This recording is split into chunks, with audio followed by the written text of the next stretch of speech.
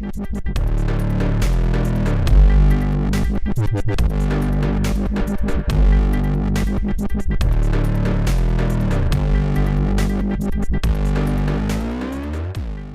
here at Musikmesse with James Young from SE Electronics, and we are looking at the new and finalised version of the Egg speaker and its attendant amplifier. So please tell us about the best laid plans of your Egg. So here they all are then. This is the final version.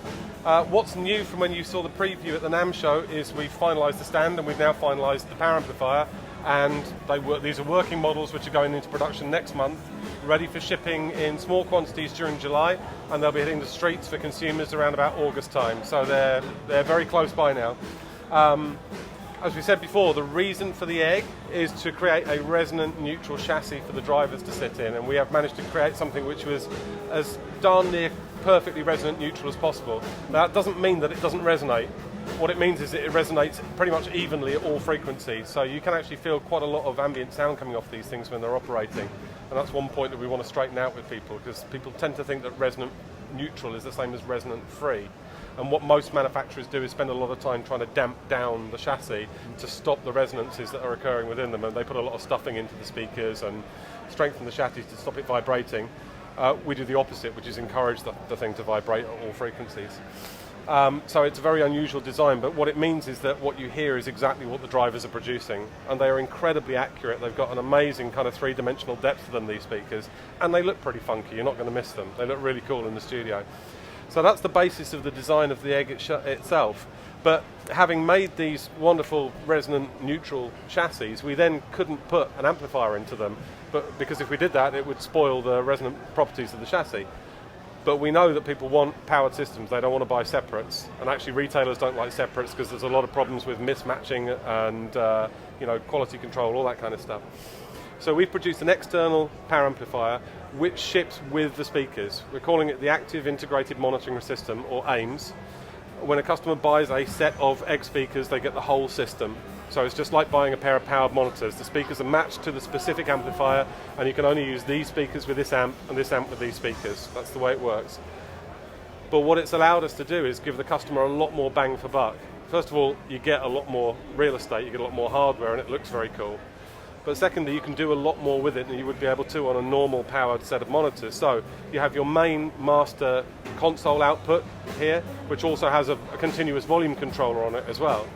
You wouldn't normally have that on a set of monitors. Maybe very small desktop near field, something like that.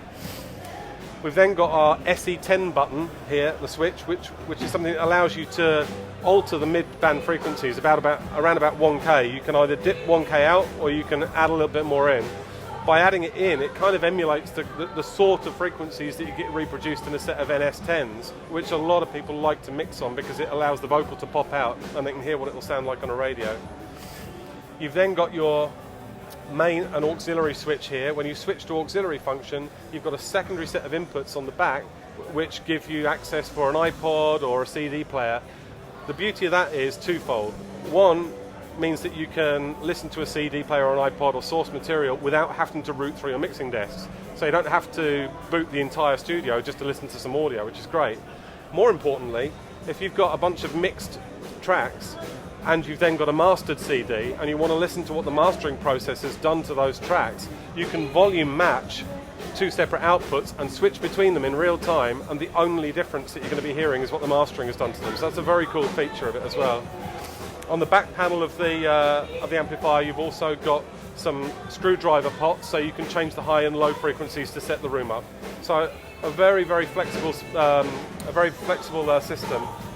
You've got a blue LED for the on-off switch here, and that's replicated on the speakers themselves. So on each speaker you have a blue LED. When you're sitting directly in the sweet spot, you can see that LED very brightly. So what you can do when you're setting the speakers up basically is you can sit where you want to mix, and you can have an associate, the missus or somebody you're recording with, aim the speakers at you until you can see the LED, and then you're perfectly in the sweet spot. So we've thought about a lot of musician type details. It's a really cool system, and they're going to be priced under £1,500, probably around about £1,200 to £1,300 including that. Which seems quite attractive. So when can we get some to try? You guys should be able to get a hold of the set, I would think, in June, so very, very soon. Something online maybe by the end of June. That's good. Thanks, James. No worries. Thank you.